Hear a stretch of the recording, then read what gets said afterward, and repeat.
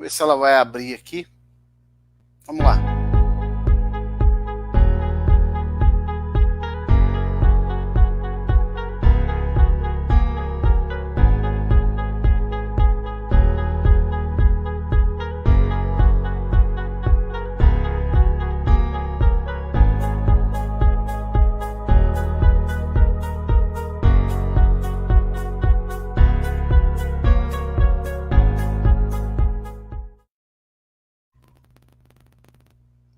Que a graça e a paz de nosso Senhor e Salvador Jesus Cristo seja com todos.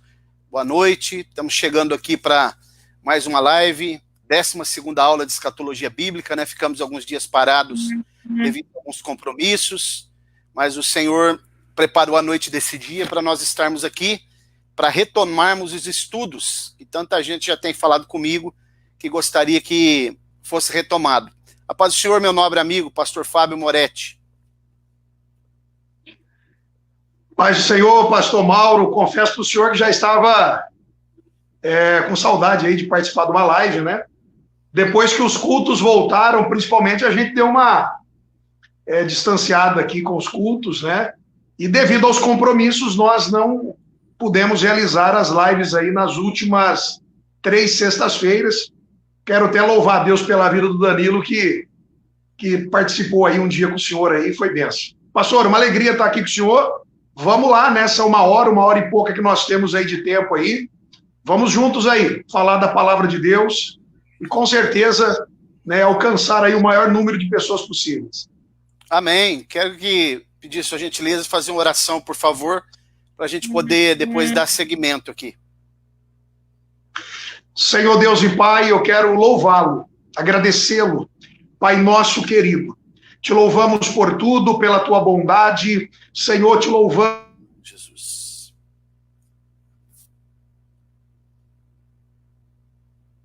Na tua presença. E eu peço ao Senhor nesse momento. Abençoe minha vida, a vida do pastor Mauro, Senhor. Use-nos como instrumentos para propagar os teus oráculos. Senhor, que muitas pessoas possam ser alcançadas e abençoadas pelo poder da tua palavra. Eu te agradeço nesse momento, em nome de Jesus. Amém.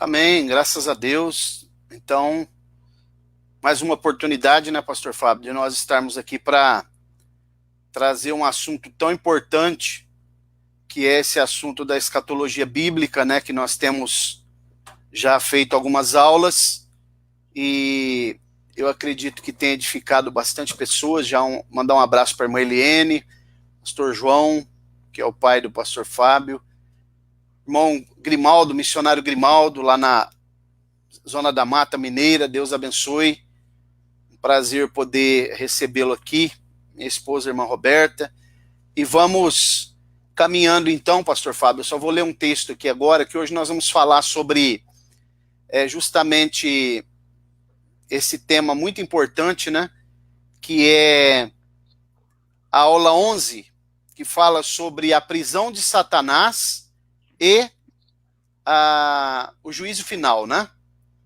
Glória a Deus. Eu não sei se eu coloquei aqui, acho que não, vai ter que... Vou colocando aqui.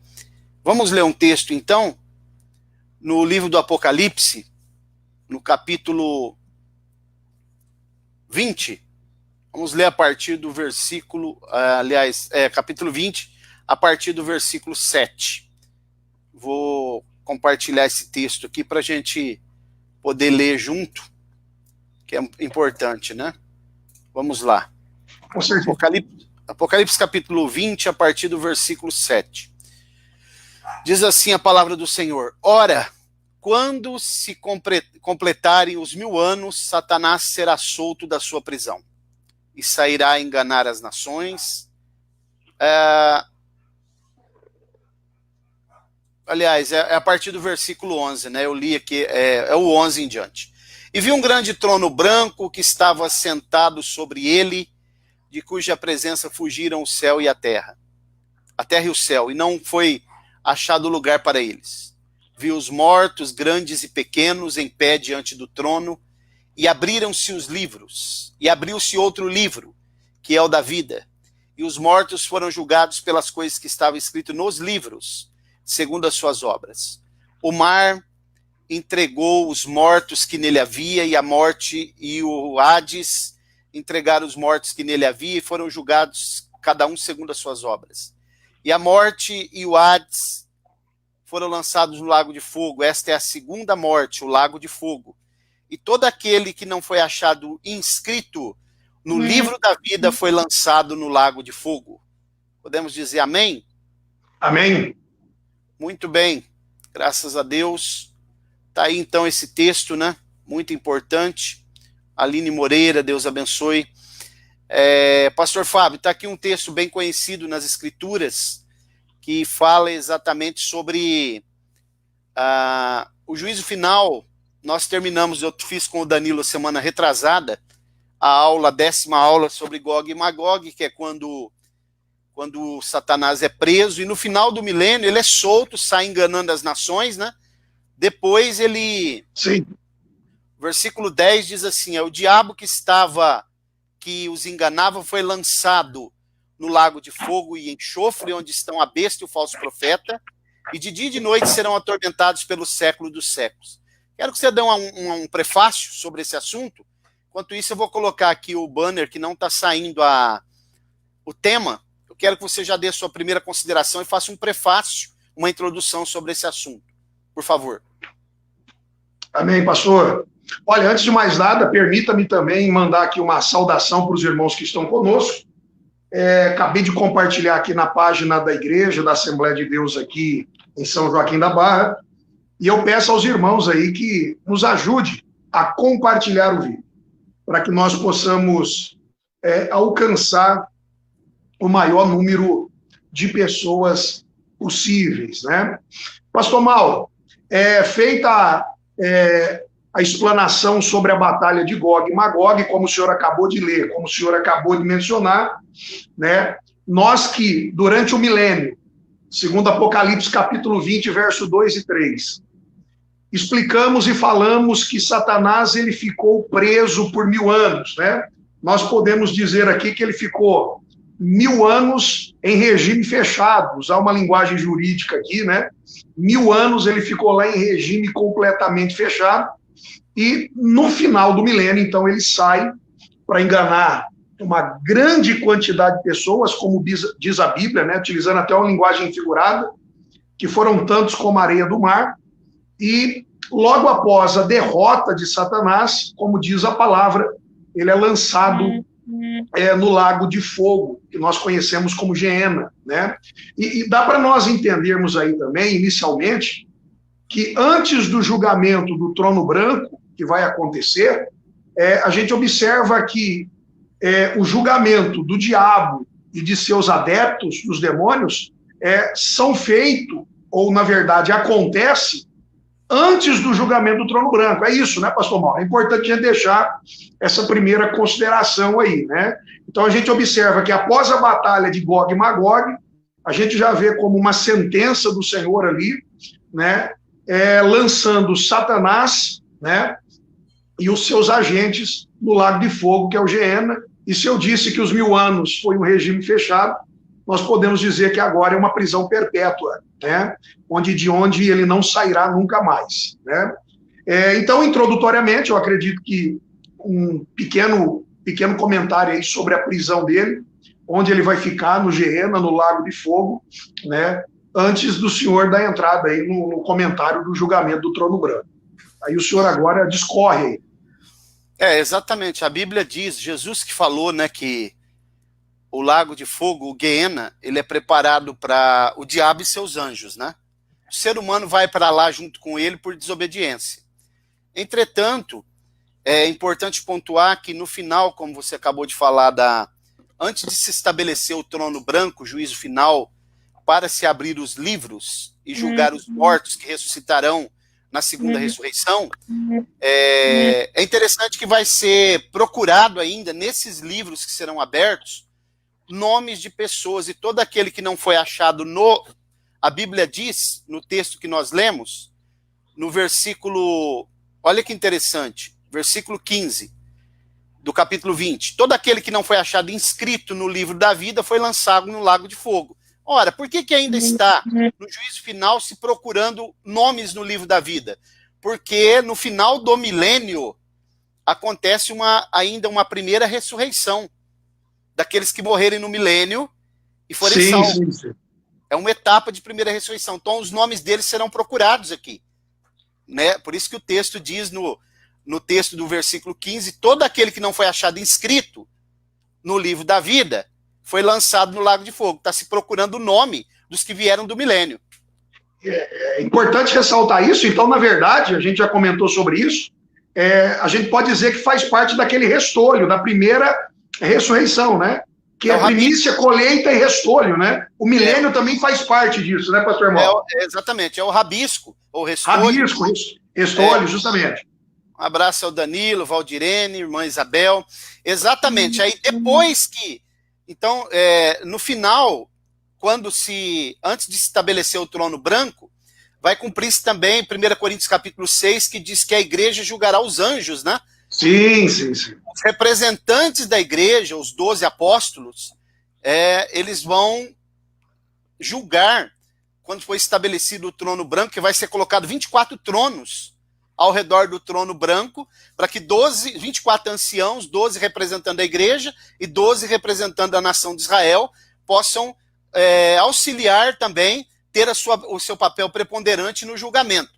E depois que Satanás foi lançado no Guiena, que é o lago de fogo, segunda morte, com os seus anjos, então se estabelece o trono branco, e os livros que serão abertos, que é o assunto central do que nós vamos falar aqui, vou usar uma linguagem jurídica, né, que você domina muito melhor do que eu, é o conjunto probatório, para se poder, então, decretar, porque Deus não é arbitrário, ele vai lançar primeiro, trazer à baila todos o conjunto probatório, muito solidificado, para depois ele poder, como ele não é arbitrário, para poder então decretar a sentença e lançá-los no lago de fogo. E é importante também dizer, pastor Fábio, que esse julgamento do trono branco não é para que ninguém seja salvo, absolvido. Esse julgamento é para condenar os que ressuscitarem na segunda ressurreição. E o conjunto probatório são 7 livros que serão abertos, que nós vamos discorrer durante o período da live aí. Pastor Mauro, e é importante fazer essa consideração que o senhor fez aí, porque ainda nós encontramos pessoas na igreja que faz essa confusão, né? Que chega a acreditar que até mesmo os cristãos vão ter que passar pelo julgamento do trono branco. Então é importante essa consideração que o senhor fez, que nós, quando formos arrebatados, nós vamos passar pelo tribunal de Cristo, ainda nos ares, onde seremos recompensados, né? E esse tribunal é completamente diferente do tribunal do trono branco, que se dará aproximadamente 1000 anos depois. Na verdade, a única coisa que é igual é o juiz, né? O juiz é o mesmo, né? Lá em João capítulo 5, verso 22, Jesus é o juiz, né? O texto lá diz que, o pai aqui dizendo, né, que ele deu ao filho, né, esse poder, essa honra para efetuar o julgamento. E Jesus, ele é juiz em todos os tribunais que a gente vê aí, né? Escatológicos, podemos assim afirmar, né? Então a única similaridade que existe aí é que Jesus é juiz nos 2 tribunais. O restante é completamente diferente, né? Exatamente. E outro sim, né? Você está falando aí que muita gente faz confusão, até porque agora, nesses últimos dias dessa pandemia, muita gente, alguns até que não sabem nem onde é o livro de Gênesis, se meteram a ensinar sobre o Apocalipse aí nas redes sociais, né? Não sabem nem onde é o livro de Gênesis, mas querem ensinar sobre o livro do Apocalipse. E fazem uma confusão muito grande com essa questão dos julgamentos. E você sabe que eu participei de uma reunião de obreiro, uma certa feita, e o pastor presidente do campo, que é alguém muito conceituado no ministério, ele leu esse texto que nós lemos aqui, quis explicar sobre esse juízo final, e ele fez uma salada. E sabe o que ele diz? Que quando acontecer esse juízo, aqui as pessoas que serão salvas, serão absolvidas, serão salvos mediante suas obras.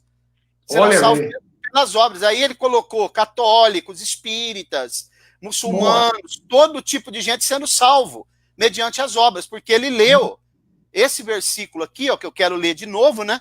O verso 12 do capítulo 20, que diz assim, verso 11, e vi um grande trono branco, que estava assentado sobre ele, de cuja presença fugiram o céu e a terra. Parece que é nos ares esse julgamento, né? E não foi achado lugar para eles. Viu os mortos, grandes e pequenos, em pé. Grande e pequeno aqui é posição socioeconômica. Não está falando de estatura, né? Em pé diante do trono. E abriram-se os livros. Abriu outro livro, que é o da vida. E os mortos foram julgados pelas coisas que estavam escritas nos livros, segundo as suas obras. Por isso que ele colocou isso, dizendo que muitas pessoas vão ser salvos aqui pelas obras. Só que a Bíblia, isso entra em choque, isso aqui entra em colapso, né? Entra em colisão com os textos que diz na Bíblia, que o próprio Paulo vai dizer que a salvação não é pelas obras, mas pela graça. Então aqui não é para ninguém ser salvo. Isso aqui é para ser condenado, vai ter o julgamento, porque Deus não é arbitrário. Assim como ele deu oportunidade para Caim, quando ele perguntou, onde está o seu irmão? Ele estava dando oportunidade para ele se defender. Assim como ele perguntou para Adão também, onde tu estavas? Ele já sabia, dando oportunidade para Adão se defender. É praticamente a leitura da sentença, né? Da sentença condenatória que vai ser feita, né? Como o senhor diz, os elementos probatórios estão lá, todas as provas, porque ele não é arbitrário e ele é justo, ele julga com equidade.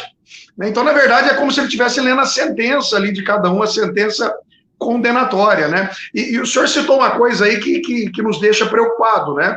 Porque uma coisa é nós ouvirmos da boca de um membro da igreja que não está acostumado a estudar escatologia e que às vezes se confunde, né, com essas questões aí dos tribunais. Agora, o senhor citou um caso aí que nos deixa assustado e também nos mostra que muitos obreiros da igreja estão despreparados no que tange, né, assuntos escatológicos, né, e fica um alerta aí para os obreiros. Eu sempre converso isso com meu pai está ouvindo aí, a gente sempre fala isso. Às vezes ele chega em mim e ele falou assim, né, durante esse período da pandemia, em que as lives estiveram aí, né, no auge, e às vezes ele falava assim para mim, meu filho, eu não entendo. Eu fico passando às vezes ali o Facebook, depois que termina o culto, eu vejo lives ali com pessoas, 900, 800 pessoas ouvindo, né, coisas às vezes sem fundamento, né, um profetizando para o outro, e às vezes eu olho uma live com explicações bíblicas, com citações de textos, com exegese, hermenêutica do texto bem feita, e às vezes você vê lá 20, 30, 40 pessoas. Isso prova, né, o interesse que as pessoas têm, né, pastor Mauro, ultimamente, pela palavra de Deus, pelas escrituras sagradas, e principalmente obreiro, porque ele chegou até a comentar comigo assim, que o obreiro ele tinha que estar diante de uma live como essa, com a Bíblia aberta, com o papel na mão e com a caneta anotando. Então é por isso que a gente está vendo esse tipo de coisa, né? Infelizmente. Inclusive alguns obreiros que não participam de uma live como essa, né? Não têm a capacidade de sentar para aprender com quem sabe. E é interessante, né? Porque, o pastor Fábio, olha que coisa interessante. Você vai no dentista, você chega lá, o dentista fura o seu dente até ir lá no nervo, né? Você nem conhece o dentista direito, porque você confia nele que ele vai fazer um trabalho no seu dente. E às vezes, se precisar de uma cirurgia, você vai dar a sua barriga para um médico cortar lá, porque você está dormindo. E as pessoas não têm a capacidade de sentar para aprender com quem sabe. E os obreiros, muitos obreiros que não participam de lives como essa, e chega no dia de domingo e fica folheando a Bíblia na igreja para querer pregar, né? Pregar o quê? Se o camarada não tem a capacidade de sentar para aprender com quem sabe. E esse pastor que eu estou te falando aí, que é um pastor presidente muito conceituado, já foi pastor de grandes campos, e é pastor de um campo muito grande hoje, ele ensinou isso para os obreiros na reunião de obreiro. Então você vê que escatologia não é um assunto que qualquer pessoa pode se meter a querer fazer, né? A ensinar, porque é um assunto complexo. E é exatamente isso que você está falando, concordo em gênero, número e grau, né? Só que um abraço para o Tércio, um abraço para o nosso irmão Danilo, né? Irmã Isabel, irmã Ana Maria. E se você não quiser fazer nenhuma consideração mais, eu acho que a gente poderia passar para a questão dos livros que serão abertos, para a gente pontuar um por um, para ver qual será o conjunto probatório que eu falei aqui, né? Perfeito, pastor Mauro. Não, da minha parte, eu acho que essa questão aí está muito bem esclarecida, né? Não tem muita coisa a mais para ser falada. Pode seguir, vamos lá. Bom, então vamos lá, né? O 12, verso 12. Eu vi os mortos, grandes e pequenos, que a gente já disse que é posição socioeconômica, né? É o sorveteiro e o presidente da República, né? Fazendo um contraste aqui, só para a gente Sim. entender, né? E em pé diante do trono. Você vê que não tem lugar para sentar. Observe, estão de pé. É. E abriram-se uns livros. Quer ver que é réu mesmo. O réu, quando ele vai receber a sentença, ele tem que ficar Receber, de pé. ele Ok? fica de pé, justamente. Exatamente. E abriu-se os livros. Você vê que está no plural esses livros. E abriu-se outro livro, que é o da vida. E os mortos foram julgados pelas coisas que estavam escritas nos livros segundo as suas obras. A Bíblia mostra 2 livros da vida. O livro da vida do Cordeiro é para as pessoas vivas. O livro da vida é para os mortos. Ok? Isso aqui é importante. Então, observem que ele vai abrir os livros. E aí ele vai trazer toda a questão, né? Vai ser um conjunto probatório muito sólido para ele poder bater a sentença e condenar. Então vamos ver o primeiro livro que vai ser aberto. Vamos lá. O primeiro livro que vai ser aberto é o livro chamado Livro da Consciência, que vai mostrar os pensamentos, né, de cada um. E a lei, que é chamada lei natural, que a Bíblia mostra, todo ser humano, pastor Fábio, ele lá nasce com a lei natural, também lei moral, né, chamada lei moral, no coração. E qualquer ser humano, mesmo que ele esteja em depravação total, distante de Deus, ele sabe quando ele faz alguma coisa errada. Se você mentir para uma criança, se você e eu mentir para uma criança, ela sabe que você está mentindo. E mais uma coisa, tem pessoa que fala, criança não mente. Isso é uma lenda. Criança mente também. E quando se uma criança mentir para outra, ela sabe, porque está no coração dela. Vamos ler um texto aqui primeiro. Romanos 2. Vamos ler primeiro Romanos capítulo 2. O versículo 14 e o versículo 15. Eu vou compartilhar aqui para a gente ler. Isso aqui é muito importante. Todo ser humano é inato. Ele já nasce com a lei no coração. Esse sensor, né? Vamos compartilhar aqui. Capítulo 2. Olha o versículo 14 e 15, ó. Porque quando os gentios que não têm lei o quê? Não tem a Torá, a lei de Moisés, fazem por natureza as coisas da lei, embora eles não tendo a lei para si mesmos, são lei, pois mostram, 15, mostram a obra da lei escrita em seus corações, testificando juntamente a sua consciência e os seus pensamentos, quer acusando-os, quer defendendo. Num tribunal, pastor Fábio, existe lá o réu, né? Existe o corpo de jurados, existe o promotor que está representando o Ministério Público, o povo, e tem também o juiz e o advogado de defesa. Você percebeu esse versículo 15, ó? Pois mostram a obra da lei escrita em seus corações, testificando juntamente a sua consciência e os seus pensamentos, quer acusando-os, quer defendendo. O promotor e o advogado de defesa, na consciência do ser humano. Se ele é inocente, a própria consciência é advogado. Se ele é culpado, a própria consciência é promotor. Perfeito. Sensacional isso, né? Agora, mais a própria consciência ela vai servir de prova naquele momento dos atos que ele praticou, né? Exatamente. Por isso que aí vai abrir-se o livro da consciência. Né? Romanos capítulo 9, versículo 1. Vamos ler também. Romanos 9, olha o versículo 1. Romanos, deixa eu ver se é isso mesmo. 9 e 1.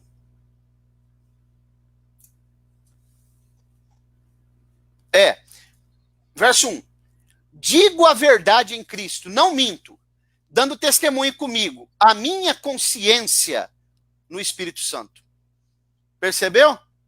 Percebi. Então, o livro da consciência é o primeiro livro que vai ser aberto, trazendo, né, ele vai ser julgado pela própria consciência dele. Se ele fosse inocente, no nosso caso hoje, se nós somos inocentes, há um advogado de defesa na nossa própria consciência. Se nós somos culpados, há um promotor acusando. Perfeito, perfeito. E principalmente essas pessoas, né, que não aceitaram ao Senhor, que não quiseram esse compromisso com Deus, isso vai estar bem nítido, bem claro, né, na consciência deles, né, que não vai ter como argumentar alguma coisa no momento ali da condenação, né? Exatamente. Vamos para o segundo livro, então, que vai ser aberto no Trono Branco, que é o chamado Livro da Natureza. Vamos ler o Salmo 19, do 1 ao 4. Salmo 19. Vamos colocar aqui. Pelo texto que o senhor está lendo aí, e parafraseando Romanos 1 e 20, os dois estão ligados, eu imagino que o senhor vai falar aí, né? Romanos 1 e 20, Romanos 10, do 18 em diante, Jó capítulo 12, todos eles corroboram com esse texto. São correlatos. São correlatos. Vamos compartilhar esse texto aqui para todos lerem. Vamos lá. Olha aí. Verso 1. Os céus proclamam a glória de Deus e o firmamento anuncia a obra das suas mãos.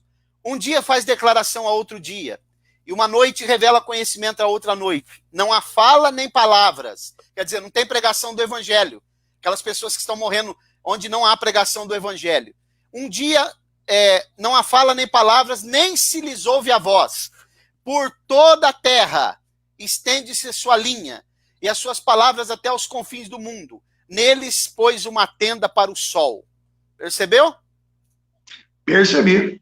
Livro da E é justamente nesse texto aí, nesse livro, que vai enquadrar aquela pergunta que às vezes a gente ouve na igreja, né? Mas, pastor, e aquelas pessoas que nunca tiveram a oportunidade, né, de ouvir o evangelho? Se encaixam aí, né, pastor Mauro? Sim, porque o Paulo fala em Romanos 1 que eles são indesculpáveis. Perfeito. E aí ele vai dizer, acaso não conhece? Sim, ouviram. Acaso não ouviram? Ouviram. Pois por toda a terra fez-se ouvir a sua voz. Ele cita o Salmo 19. Eu quero ler um outro texto aqui em Jó, porque os animais sabem quem é Deus. A natureza sabe, o ser humano não sabe. Ah, mas ele adora o sol, ele está lá num lugar muito, muito remoto, adorando o sol, adorando a lua, mas tem um criador que criou a lua e o sol. Ok? Então vamos lá. Vamos ler Jó, capítulo 12. A partir do verso 7, vou compartilhar aqui também para a gente ler. Olha que interessante esse texto. Diz assim, ó. Verso 7. Mas pergunta agora às alimárias. Elas te ensinarão. Alimárias, né, os mamíferos. As aves do céu, elas te farão saber. Fala com a terra, ela te ensinará. Até os peixes do mar te declararão. Qual dentre vós, dentre todas essas coisas, não sabe que a mão do Senhor fez isso? Está perguntando. Os animais sabem. Os peixes sabem. Agora o ser humano não sabe? Justamente. Quer dizer, o texto só nos prova que Deus, ele se revelou para o homem de alguma maneira, ele se revelou ao homem. Então, são indesculpáveis por causa disso, né? Desde Adão até os dias de hoje, para todos os impérios, Deus se revelou. Os panteístas, por exemplo, eles adoram a criatura no lugar do Criador. Eles dizem, não, Deus é a natureza, Deus é a fonte das águas, Deus é o mar, Deus não é nada disso, Deus é o Criador da natureza. Perfeito. Pastor Mauro, e também se encaixa nisso uma matéria que o senhor gosta muito de falar sobre ela, o fator Melquisedeque se encaixa aí, né? Sim, o fator Melquisedeque. Ou pelo menos tem uma relação com isso, né? O fator Melquisedeque é exatamente o que elucida essa questão, que é um pensamento teológico muito sólido, que mostra que Deus se revelou, assim como Melquisedeque se revela para Abraão, ele é um tipo de Cristo, Deus se revelou através de todos os tempos, desde Adão até os homens de hoje, em qualquer lugar remoto que esteja. Independente de onde eles estejam. Perfeito, perfeito. Pois bem, vamos lá, mais um livro, pastor Fábio. Nós já olhamos o livro da consciência e o livro da natureza. Depois os irmãos podem ler Jó 12, que nós lemos, o Atos 17, 27, Romanos 1, 18 e 20, Romanos 10, 18 e 20. Inclusive, pastor Fábio, eu quero mostrar um texto aqui agora, em Atos capítulo, antes da gente entrar no terceiro livro, Atos capítulo 17, quero mostrar uma coisa aqui muito interessante, a nível da gente pensar, né? Atos 17, observe esse texto, que é quando Paulo está no Areópago, e que ele vai falar, ele vai combater o deísmo. Opa! Porque o deísmo, eles dizem que Deus criou o homem, mas largou o homem à mercê da sorte, que Deus está muito longe do homem para se envolver nos desígnios do homem. Então, Paulo, ele está discursando no Areópago, né, que era como se fosse a Academia Brasileira de Letras, lá em Atenas, a capital da cultura da época, e olha o que ele vai dizer, né? Aí ele se lembra do Agnóstico Theos, o Deus desconhecido, aquele altar, né? E aqui está correlacionado com o fator Melquisedeque. E aí olha o que ele vai dizer. Versículo 23, vou compartilhar aqui, para a gente ler. Vamos lá, bem didático, isso é bom. Vamos lá. 23. Porque passando eu e observando os objetos do vosso culto, encontrei também um altar em que estava escrito ao Deus desconhecido. Esse, pois, que vós honrais sem conhecer, olha aqui, né? Eles não conheciam, mas ele já tinha se revelado para eles. É o que eu vos anuncio. O Deus que fez o mundo e tudo o que nele há, sendo ele o Senhor do céu, da terra, não habita em templos feitos por mãos de homens, nem tampouco é servido por mãos humanas como se necessitasse de alguma coisa, pois ele mesmo é quem dá a todos a vida, a respiração e todas as coisas. De um só fez todas as raças dos homens, para habitarem sobre a terra, sobre a face da terra, determinando-lhes os tempos, já dantes ordenados e os limites da sua habitação. Esse versículo 26, dentro do pensamento escatológico, ele traz uma ideia de que realmente nós estamos no fim, porque previamente Deus já havia pré-estabelecido os tempos, né?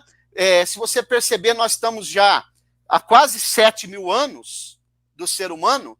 Então, esse texto, ele traz uma ideia de que realmente está muito próximo para que complete o ano sabático de Deus, que é o milênio.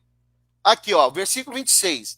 De um só fez todas as raças dos homens para habitarem sobre a face da terra, determinando-lhes os tempos, já dantes, quer dizer, muito antes ordenados, e os limites da sua habitação. Deus já pré-estabeleceu que realmente esse mundo vai acabar. Muito bom. Percebeu? Percebi. Então, interessante esse texto, hein? É muito esse texto, como que ele se relaciona, né? Com Romanos, com Salmos, né? Com todos esses textos, né? Com Jó, muito bom, muito bom. Né? Exatamente. Bom, o senhor estava lendo Romanos 17 ali nesse último versículo, né? A parte A do texto ali, só um comentarinho, só vou abrir um parênteses aqui, só sair um pouquinho fora, me chamou a atenção ali, de um só, né? Ele fez todas as raças humanas. Aí já entra um pouquinho na questão da antropologia bíblica aí, né? Mas você vê o seguinte, quer dizer, de um casal, ele fez todas as raças, porque tem muita gente discutindo hoje, né? Por que um é amarelo, por que o outro é vermelho, por que o outro é preto, por que o outro é branco, por que o cabelo é assim, por que ele ficou assim, né? Mas de um só, Deus é poderoso, ele que fez todas essas raças, todas essas diversidades, um com o olho mais aberto, puxado, fecha o parênteses, só um comentário, eu achei interessante ali, de um só, ele fez todas as raças que existem humanas, né? As diferenças de raças que existem entre nós, né? Até porque já existe, é provado pela ciência, que todo ser humano ele tem um gene que já foi descoberto que vem de uma mulher só. Perfeito. Isso é provado. Né, que nós chamamos Évora, na verdade é Avrá, né? Avrá do hebraico, a gente fez a transliteração para Eva. E é exatamente isso. Todo ser humano vem de um gene só. Está provado isso daí. Glória a Deus. Bom, vamos lá. Vamos para o terceiro livro, então. O terceiro livro, pastor Fábio, nós já vimos da consciência, da natureza, é o livro da lei. Vamos dar uma olhadinha aqui, que é, na verdade, a própria Torá, né? Vamos dar uma olhada em Romanos 12, 2. Vamos ler aqui. Depois 3, 20. Romanos capítulo 2, versículo 12.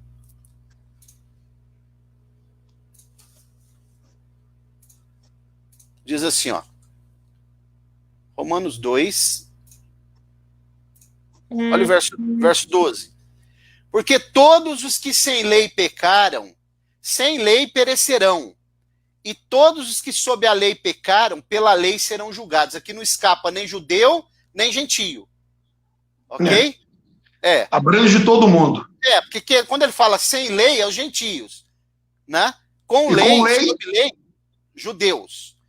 Romanos 3:20 ainda, para a gente embasar melhor aqui. Diz assim, ó, verso 20. Porquanto pelas obras da lei, nenhum homem será justificado diante dele, pois o que vem pela lei é o pleno conhecimento do pecado. Livro da lei sendo aberto. Perfeito. Por que vai abrir? Para ele conhecer. Ah, mas eu não sabia. Sabia, tá na lei aqui, ó. Ah, estou numa estrada andando a 200 por hora, mas tem uma placa que fala que é 100 por hora. Eu conheço, eu estou andando, eu estou transgredindo a lei, né? Perfeito, perfeito. Porque pecado é transgredir a lei de Deus. Então esse é um tipo de livro que vai ser aberto no trono branco também. Muito bom. E mais um livro. Você sabia, pastor Fábio, que o próprio livro, o Evangelho, então, ele será aberto utilizado como prova também? Também.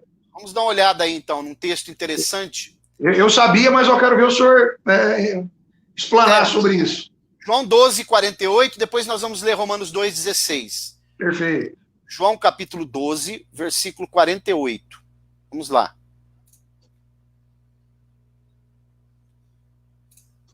Vamos compartilhar. Olha o que a Bíblia diz. Versículo 48, diz assim, ó. Mas o que não a soube e fez coisas que mereciam castigo, com poucos açoites, deixa eu ver se eu estou lendo certo aqui. João, capítulo 12. João 12. 48.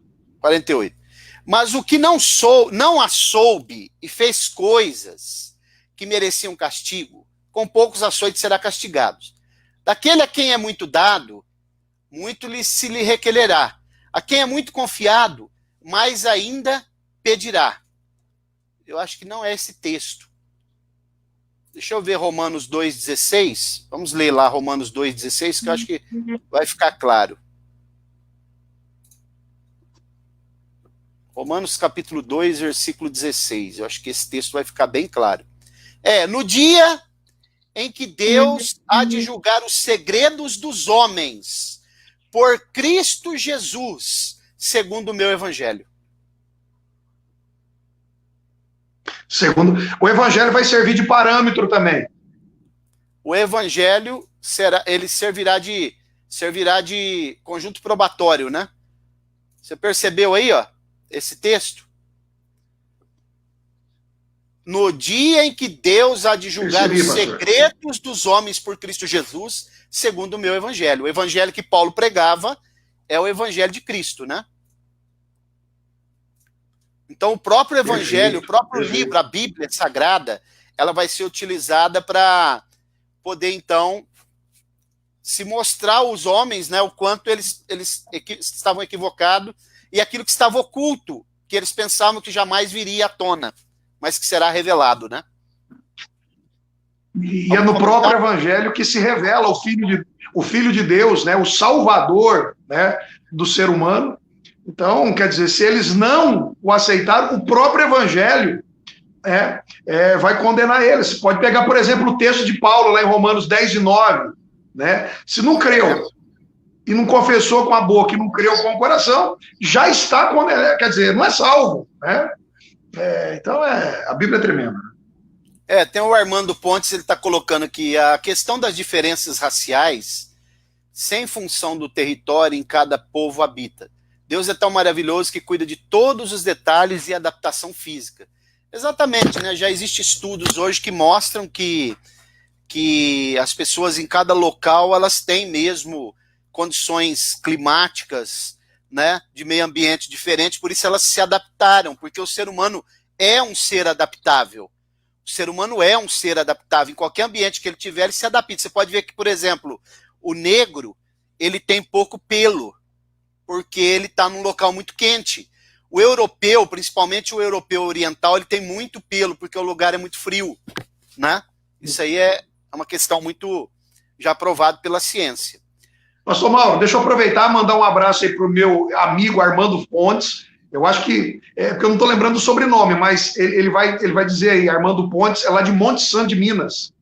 Grande abraço, companheiro. Ó, João 12:48, pastor, ó, eu estou lendo aqui na nova versão transformadora, está até bem claro, diz assim, ó, quem me rejeitar a mim e não receber as minhas palavras, já tem quem a julgue. A palavra que eu tenho pregado, essa o há de julgar no último dia. Ah, sim, esse texto que eu queria, eu devia estar lendo em outro texto aqui. Perfeito. Está bem claro, né? Bem claro, muito claro. Será julgado pela própria palavra, né? Palavra, perfeito. Próprio Evangelho. Mais um livro que vai ser aberto. Nós lemos que o livro da consciência vai ser aberto, né? Agora nós vamos ver o livro da memória, porque é diferente de consciência. Memória é uma coisa, consciência é outra. Você sabe que a alma do ser humano, nós somos um ser tripartido, né? Espírito, alma e corpo. Mas a alma do ser humano, ela é tripartida. A alma do ser humano, ela é 3 partes, que é o que nós chamamos de volição, que é a vontade, mente, né, que é o pensamento, e o sentimento, que nós chamamos de emoções. Então, a alma do ser humano, ela é tripartida também. Então, vamos ver o livro da memória. Vamos dar uma olhada num texto em Marcos 9:44, depois Lucas 16:25. Bem conhecido esses textos, né? Marcos 9:44. Vou compartilhar esse texto aqui.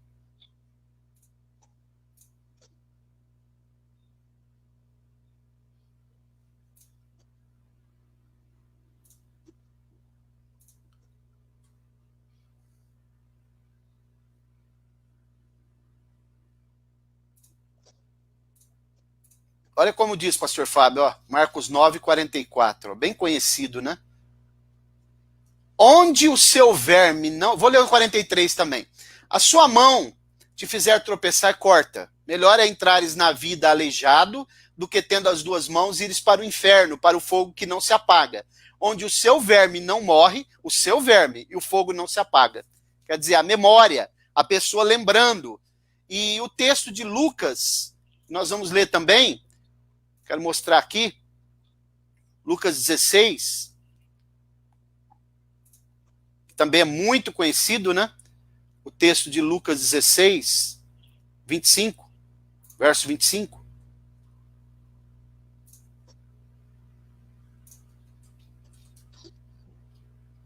Diz assim, ó. E disse, porém, Abraão, filho, lembra-te de que em tua vida recebeste os teus bens. Quer dizer, está falando para ele fazer uma retrospectiva, memória, né? Recordação, memória, recordação. Lembra-te que recebeste os teus bens, e Lázaro, de igual modo, os males. Agora, porém, ele aqui é consolado e tu é atormentado. Perfeito, perfeito. Deu para entender e compreender a diferença entre consciência e memória. Memória é o registro, é quase que a foto, a fotografia, né? E a consciência é as janelas, as janelas que você tem de... A consciência quer dizer a reflexão, né? Para ficar bem simples. Perfeito. E a memória é como se fosse um arquivo de imagens, né? Para trazer... Você traz, quando você pensa, a janela da memória abre, você traz coisas de quando você era criança. Perfeito. Muito bom. Bom, vamos lá.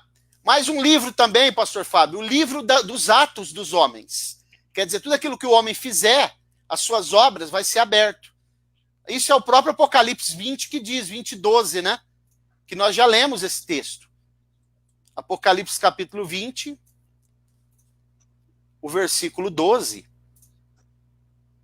Nós já lemos como base. Vi os mortos, grandes e pequenos, em pé diante do trono, e abriram-se uns livros. E abriu-se outro livro, que é o da vida.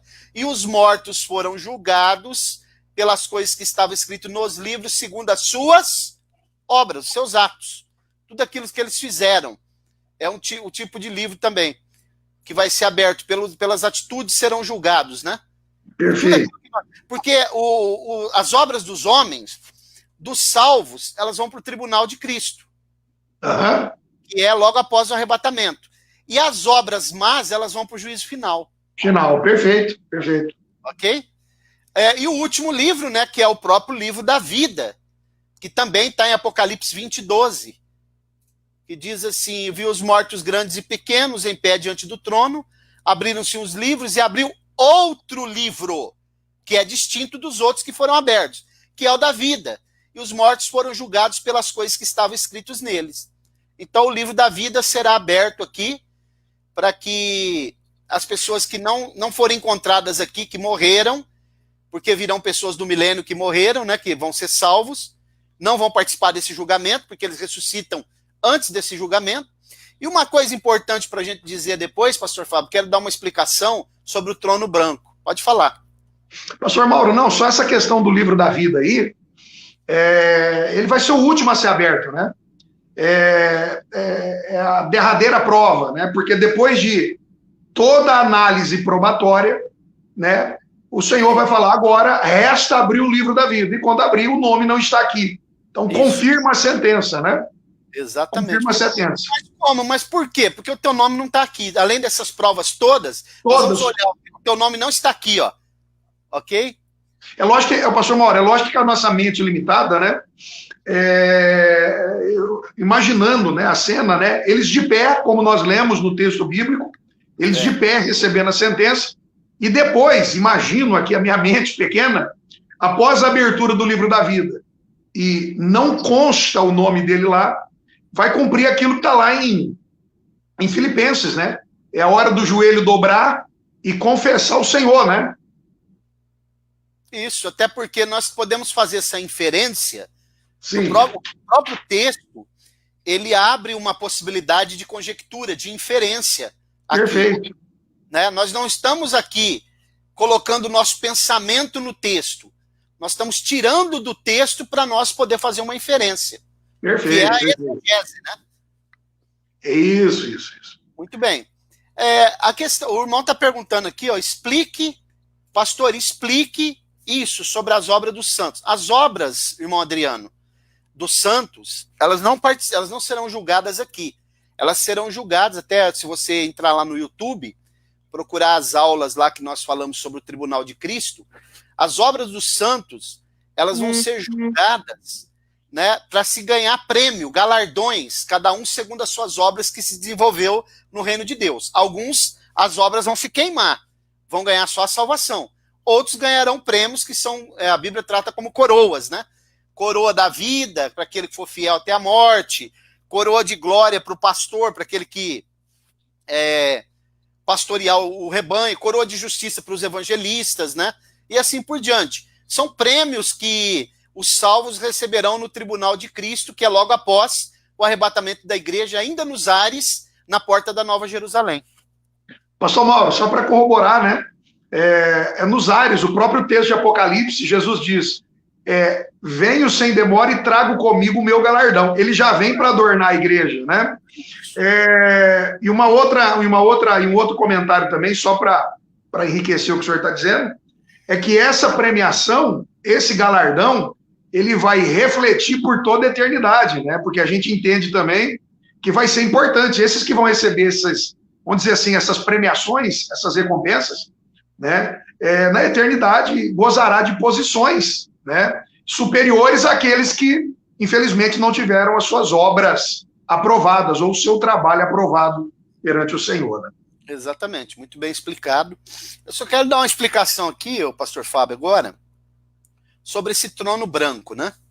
Porque a Bíblia diz, se a gente voltar um pouquinho para o livro do Apocalipse, no capítulo 20, a gente vai ver aqui, a partir do...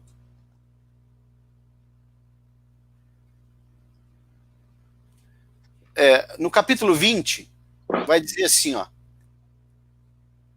versículo 11. Vi um grande trono branco que estava sentado sobre ele, de cuja presença fugiram o céu e a terra, e não foi achado lugar para eles. E a Bíblia diz em Apocalipse capítulo 5, que foi colocado 4, 5 ali, foi colocado 24 tronos, né? Para aqueles que foi dado o poder de julgar. Eu acho que o versículo 4 aqui, olha o versículo 4 de Apocalipse 20, ó. Vi uns tronos, e aos que se assentaram sobre eles foi dado o poder de julgar. Quer dizer, aqueles que eu falei que está lá no capítulo 5, os 24 anciãos. E vi as almas daqueles que foram degolados por causa do testemunho de Jesus e da palavra de Deus, e que não adoraram a besta e nem a sua imagem, e não receberam o sinal na fronte nem nas mãos, e reviveram e reinaram com Cristo durante 1000 anos. Então os 24 anciãos, eles vão se assentar em tronos que serão colocados perto do trono branco. Agora, por que esse trono, ele é chamado de trono branco? Qual o segredo disso? Porque o branco, ele fala de justiça, ele fala de equidade, ele fala de experiência, né? De santidade, de justiça, justamente. Eu quero mostrar 3 textos na Bíblia aqui, que esse trono, ele é confeccionado de uma safira branca rara, porque a safira é uma pedra muito rara, mas ela tem várias, tem azul, tem verde. A branca é a mais rara. Então, quando você compra uma caneta Montblanc, tem umas que custam 50 mil reais. De 15 mil é a mais barata, porque vem com a pedrinha menor. A outra vem com a pedrinha maior, ela chega a custar 50 mil. É porque vem uma pedrinha dessa safira branca na caneta Montblanc. Por isso é chamada Montblanc, né? Então eu vou mostrar 3 textos aqui que mostram que o trono de Deus é confeccionado dessa safira branca. Vamos dar uma olhada nesse texto, que é importante, nesses 3 textos. Primeiro, Êxodo 24, 10. Vamos lá. Vou compartilhar esses textos aqui. Pastor Mauri, é interessante a gente falar dessas pedras preciosas, né? Porque talvez alguém ouça isso e fala, mas como? Uma pedra preciosa, né? E esquecem de que a apresentação da Nova Jerusalém, né? Ela é repleta de diversidades de pedras preciosas, de ouro, né? Então é importante a gente deixar isso bem claro, né? Porque tem gente que ouve assim, a princípio fala, meu Deus, mas uma pedra preciosa rara como essa? Justamente, né? O que não falta lá são pedras preciosas, né, pastor Mauro? Até porque quando nós formos falar sobre a Nova Jerusalém, nós vamos dar uma explicação, pastor Fábio, apagou minha luz aqui, acho que ela queimou. Nós vamos dar uma explicação sobre essas pedras que estavam no peitoral do sacerdote e que estavam também no ministério de Lúcifer. Depois nós vamos falar sobre esse assunto. É muito, porque na Nova Jerusalém cita essas pedras. Mas aqui, ó, no capítulo 24 do Êxodo, vamos dar uma olhadinha, é o versículo 10, vou compartilhar ele aqui. Êxodo. Diz assim, ó. E viram o Deus de Israel, e debaixo dos seus pés havia como que uma calçada de pedra. Debaixo dos pés é uma plataforma, né? De safira, que parecia com o próprio céu na sua pureza. Esse é o primeiro texto. Vamos ler mais um texto, que está Ezequiel 1, dos 26 ao 28. Livro do profeta Ezequiel, capítulo 1, do 26 ao 28. Diz assim, ó. Ora, aconteceu no 30º ano do 4º mês, no dia 5º do mês, que estando eu no meio dos cativos junto ao rio Quebar, se abriram os céus, e eu tive as visões de Deus. No 5º dia do mês, já no 5º ano do cativeiro do rei Joaquim, veio expressamente a palavra do Senhor a Ezequiel, filho de Buzi. Não, aqui não, é o 26. Versículo 26, eu estou lendo exatamente, vamos lá. 26 ao 28. E sobre o firmamento que estava por cima das suas cabeças, havia uma semelhança de trono, como a aparência de uma safira. E sobre a semelhança do trono, havia como que a semelhança de um homem, no alto sobre ele. E vi como o brilho de ambar, como o aspecto de fogo, pelo interior dele ao redor, desde a semelhança dos seus lombos. Então aqui já está claro que o trono que ele viu tinha semelhança de uma safira. E no capítulo 10, aí ele vai ratificar isso com muita propriedade, versículo 1, ó. Depois olhei e eis que essa visão do capítulo 10 ela é correlata com a do 1. Tem um paralelo, né? Olhei e eis que no firmamento que estava por cima da cabeça dos querubins apareceu sobre eles uma como pedra de safira, semelhante em forma a um trono. Perfeito, perfeito. Então tá aqui. Pastor Mauro, os irmãos que estão nos ouvindo aí, eu não sei se caiu a transmissão aqui, ou se os irmãos estão vendo somente eu. Pastor Mauro deve estar voltando aí. Caiu aqui. Ah, então tá bom, então tá bom. Bom, pastor Fábio, seu pai está fazendo uma pergunta. Esse livro da vida, vão constar nele os salvos do milênio e os salvos do Antigo Testamento? Esse livro da vida consta todos os salvos, o nome dos mortos salvos estão nele. Todos os mortos salvos. O livro da vida do Cordeiro é para os vivos salvos. Todos os salvos que foram mortos, em todos os períodos, estão nesse livro da vida. Só não vai aparecer aqueles que estão sendo julgados no trono branco. Perfeito. Então, segundo essa explicação, o livro da vida do Cordeiro consta aqueles que estão salvos quando ainda estão vivos. Vivos. Quando eles morrem salvos em Cristo, eles vão para o livro da vida. Para o livro da vida. Seria esse o raciocínio. Por isso que a Bíblia faz distinção, o livro da vida do Cordeiro e livro da vida. Então nós podemos afirmar que hoje nós estamos no livro da vida do Cordeiro. Do Cordeiro. Os vivos. E quando vencermos, estaremos definitivamente no livro da vida. Da vida. Porque a pessoa, quando ela se afasta, você sabe para onde vai o nome dela, pastor Fábio? Não, quando ela apostata, quando ela se afasta, por isso que... Não. É um outro livro.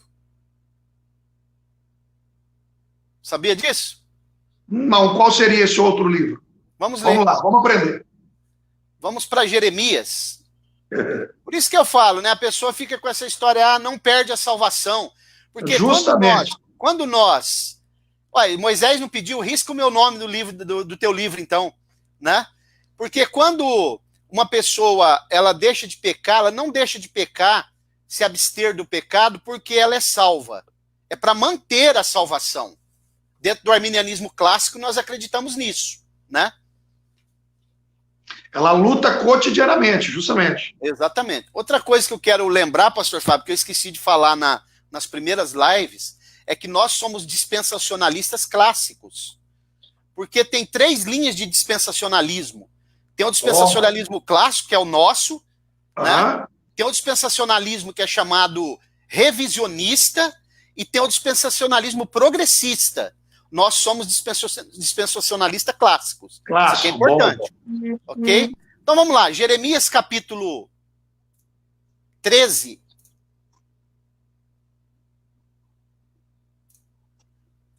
Deixa eu ver se eu acho o versículo aqui. Aliás, é 17, capítulo 17. Eu acho que é o versículo 13. Eu vou compartilhar aqui para a gente ler junto.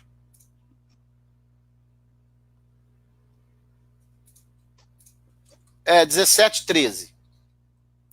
Diz assim, ó Senhor, esperança de Israel, todos aqueles que te abandonarem serão envergonhados. Os que se apartam de ti serão escritos sobre a terra, porque abandona o Senhor a fonte das águas vivas. Eu entendi. E eu estava lendo em outra versão aqui, o escrito, né? No chão. Tem conotação de enterrado, de morto, né? Literalmente. É porque até alguns conjecturam, né? Nós não estamos batendo martelo aqui, não. Mas alguns acreditam que quando Jesus se abaixou para escrever no chão, no caso daquela passagem da mulher, ele estaria escrevendo o nome daquelas pessoas que estavam, todos eles, afastados de Deus.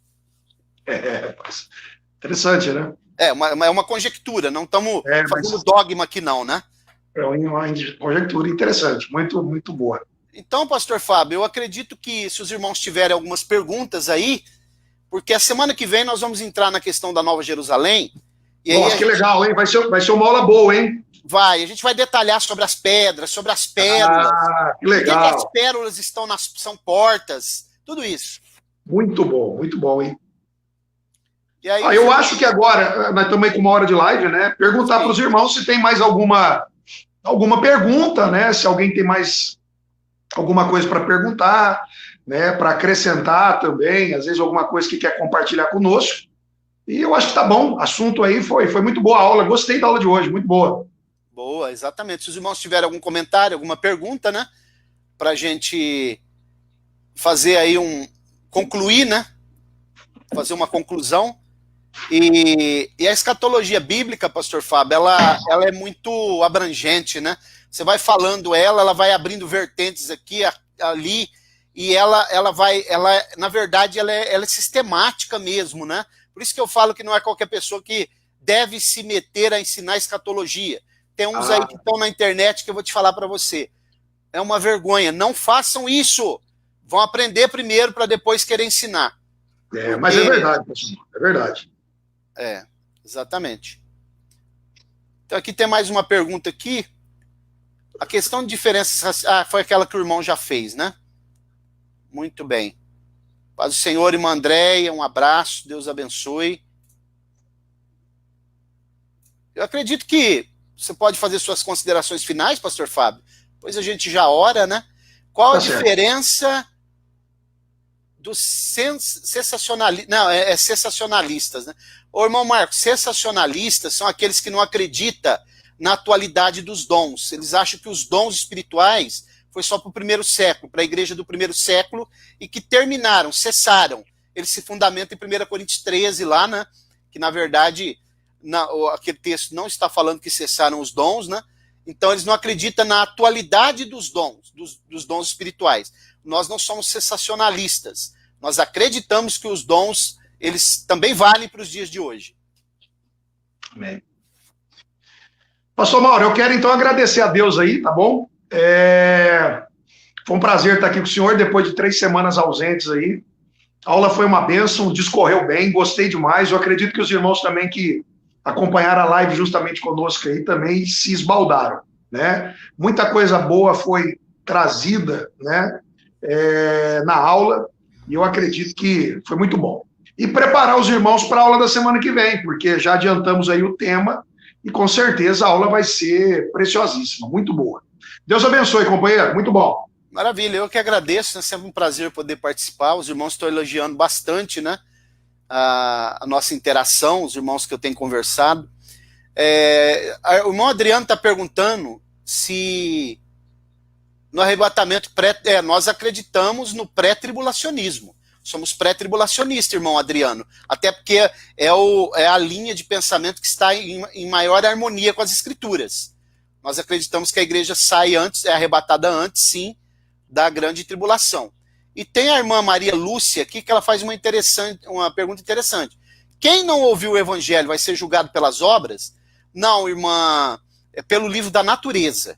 Quem não ouviu a pregação do evangelho é o Salmo 19, do 1 ao 4, Romanos capítulo 1, do 18 ao 20, Romanos 10, do 18 ao 20, Jó capítulo 12, do 7 até o 9, ok?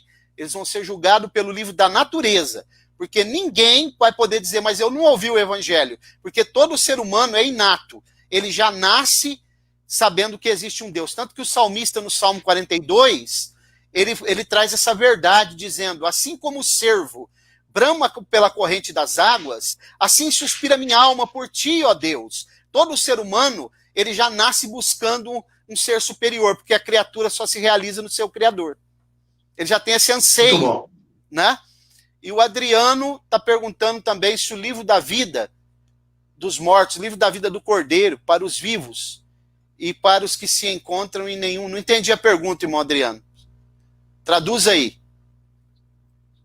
Eu acho que ele está querendo dizer o seguinte, se tem aqueles que estão no livro da vida do Cordeiro e no livro da vida, e aqueles que não se encontram em lugar nenhum, é aqueles que não são salvos. Só os que não são salvos, não estão nem num livro nem no outro, porque os vivos estão no livro da vida do Cordeiro. Os mortos no livro da vida, ok? Os mortos em Cristo, né, pastor? Em Cristo, os mortos que morreram em Cristo, salvos, né? Os que morreram em Cristo e que estão salvos, amém?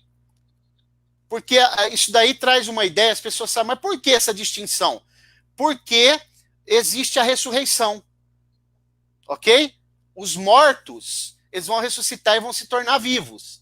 Os que estão vivos, eles estão, se Jesus voltar e eles forem arrebatados, eles não provarão a morte. Por isso que o nome deles estão no livro da vida do Cordeiro. Amém? Perfeito. Bom. Vamos orar então, agradecer a Deus. Soberano e eterno Deus, no nome de Jesus, o teu amado Filho, nós queremos te louvar e te exaltar por essa oportunidade ímpar que o Senhor preparou na noite desse dia, para nós falarmos da tua palavra, aprendermos, interagirmos. Louva a Deus pela vida do pastor Fábio, da sua família, pelo seu ministério, a igreja que está sob os cuidados dele, e pela família de cada um que participou, também os irmãos aqui da igreja, minha esposa, irmã Roberta. Dá-nos uma noite de paz, uma noite tranquila, esclarece a tua palavra no nosso coração, fica conosco e nos guarda de todo mal, em nome de Jesus. Amém. Amém. Deus abençoe, meu amigo. Vou ficando por aqui. Um abraço a todos, fiquem na paz do Senhor e até uma próxima eventual oportunidade. Um abraço. Fica com Deus.